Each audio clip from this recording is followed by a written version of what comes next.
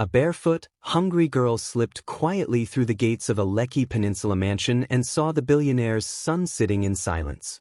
The boy in the wheelchair was staring at the flowers, his face clouded with sadness. Then the stranger did something no one expected.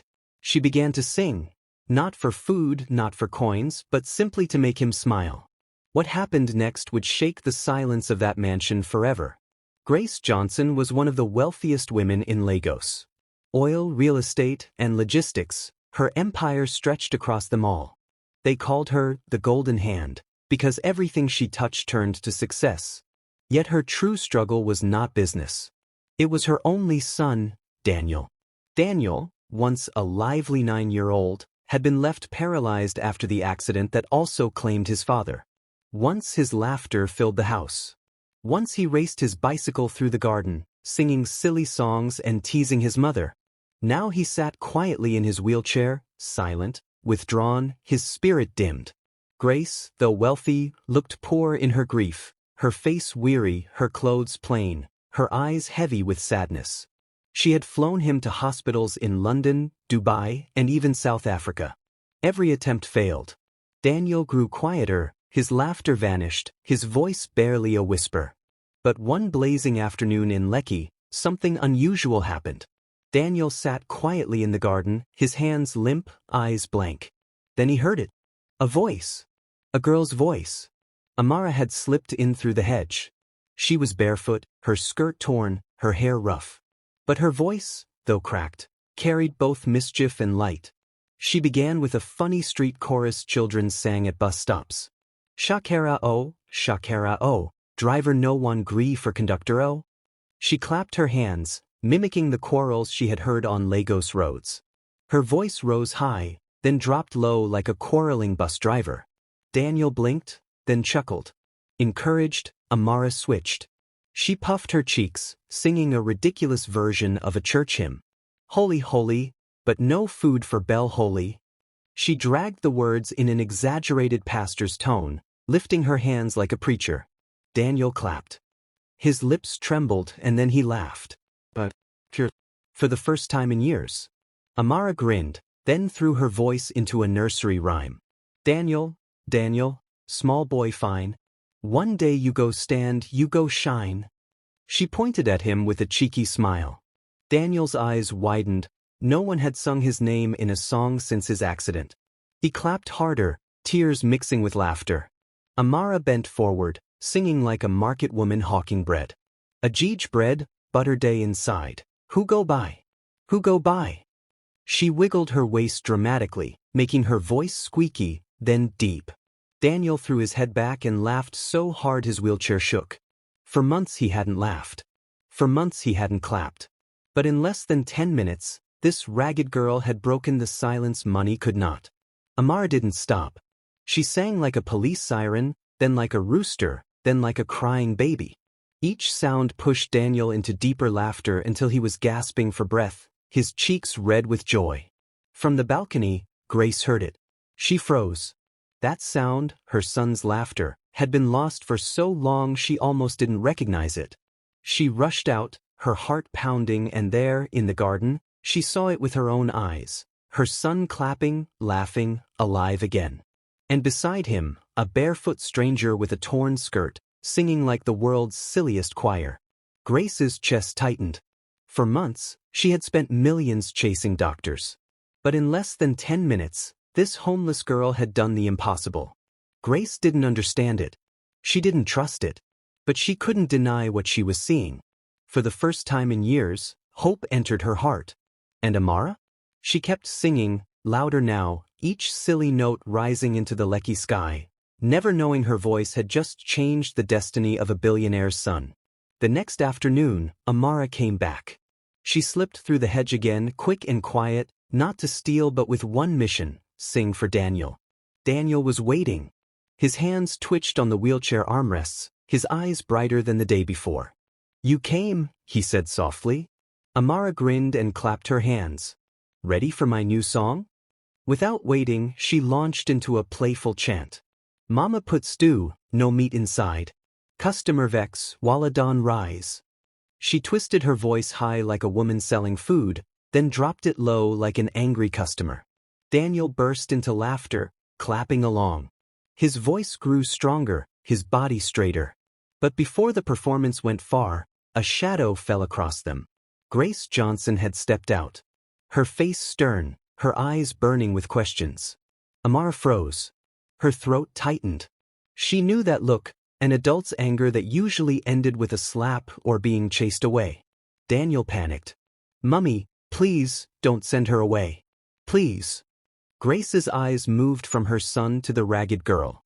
Bare feet, torn clothes, dusty skin, yet bold eyes that didn't waver. "What's your name?" Grace asked sharply. "Amara," the girl replied, voice steady though her hands trembled. "Why did you come here?" Amara swallowed.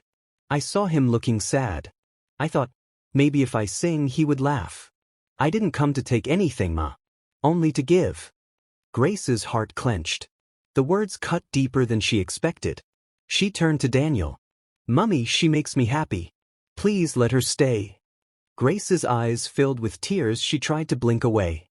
Her son's cheeks were glowing. His back, usually slouched, was upright. And was that movement? She noticed Daniel's fingers tapping against the wheelchair arm. Small but real. Grace inhaled deeply. "Fine. You can stay, but only here in the garden where I can see you. No misbehavior. Do you understand?" Amara nodded quickly. Relief washed over her face. She turned back to Daniel. "Ready for part 2? Daniel clapped with excitement.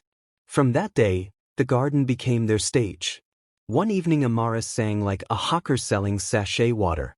Pure water. 50 naira. Cold like ice, sweeter than life. Daniel laughed until tears ran down his cheeks. Other days she sang his name into rhymes. Daniel strong, Daniel fine. One day him go waka, him go shine. Every song was different, but the effect was the same. Daniel laughed. Daniel clapped. Daniel spoke more words than he had in months. Grace watched silently, often hiding behind the marble pillars. She didn't understand how. She had spent millions on doctors. Yet this barefoot girl was giving her son what money could not: hope. The housemaids whispered, the guards watched in surprise, but nobody stopped her.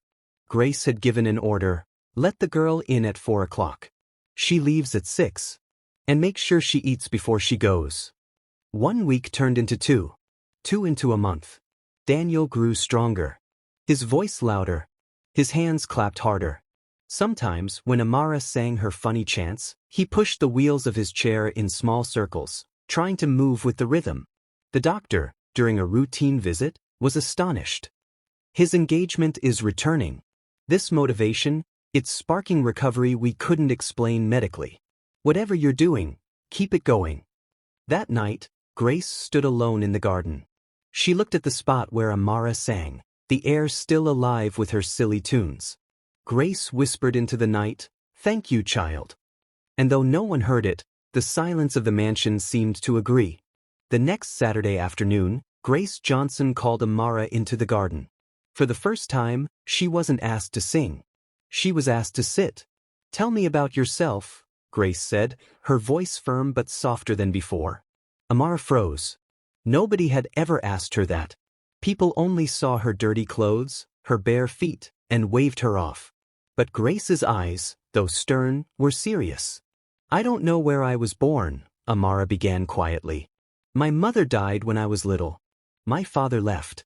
I lived with market women for a while, but when I grew older, they stopped helping. Now I sleep under bridges, sometimes in unfinished houses." Daniel's eyes filled with tears. He reached out his hand, and Amara hesitated before taking it. Grace's chest tightened. "Why do you sing?" she asked. Amara smiled faintly. "When you're hungry, your stomach feels heavy. If you just sit, the hunger wins. But if you sing, it feels lighter. People laugh, sometimes they give me coins, sometimes they don't. But at least I don't feel invisible." Grace inhaled deeply.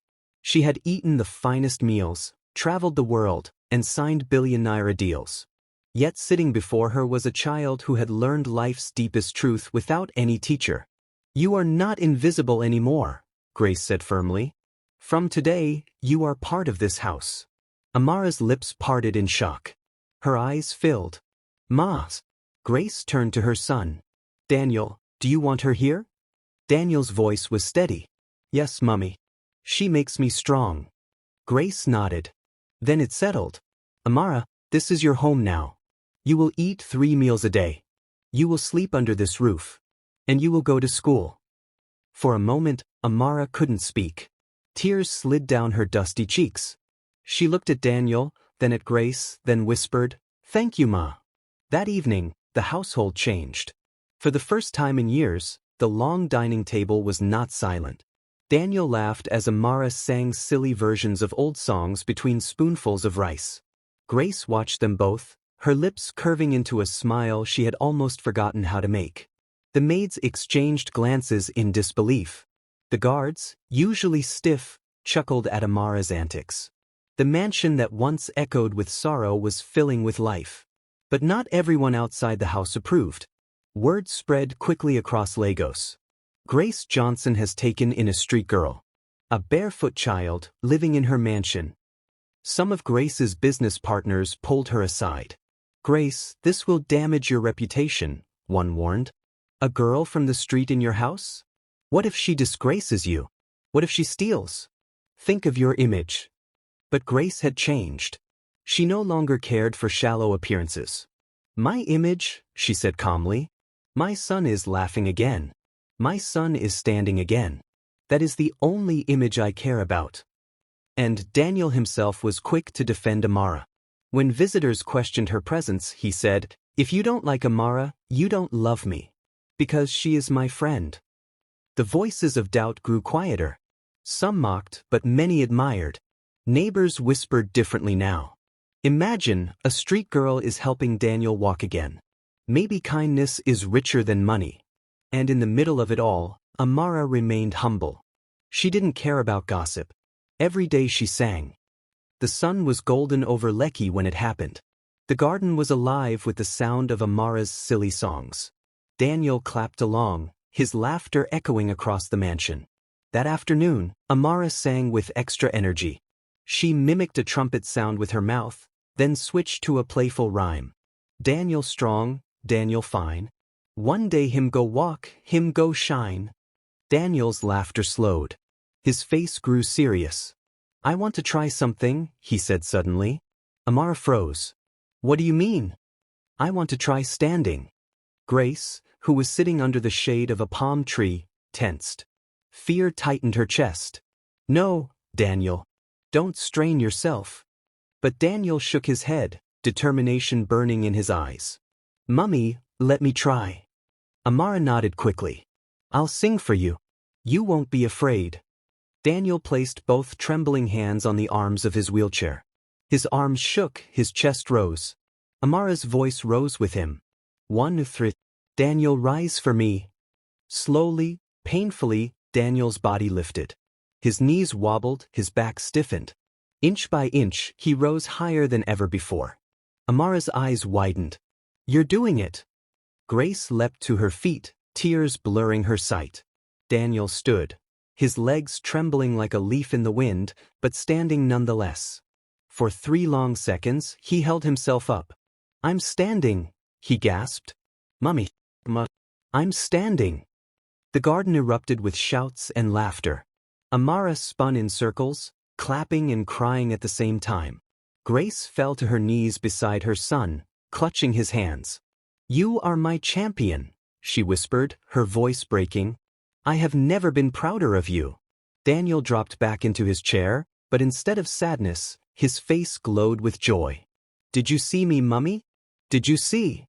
Grace kissed his forehead. I saw, my love. And the whole world will know, you are strong. You are my miracle, Daniel.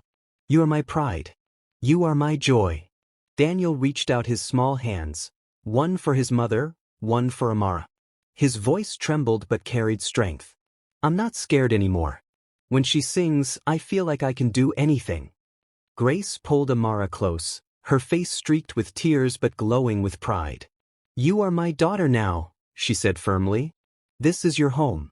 From today, you will never be alone again. Amara's knees buckled. She sobbed uncontrollably, not from hunger, not from fear, but from finally being seen, finally being loved.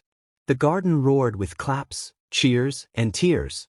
The mansion, once a prison of sorrow, now overflowed with life. And in that golden hour, Grace understood what all her billions could never buy. True wealth was not in her empire, not in her power, not in her name. True wealth was in her son's laughter. In the courage of a barefoot girl who refused to be broken. In the love that now bound them all together. She whispered into the wind, her voice trembling with gratitude, "I thought I had everything. But I had nothing until I met you, Amara." If this story touched your heart, tell us in the comments where in the world you're watching from. And don't forget to hit the subscribe button so you never miss more powerful stories like this.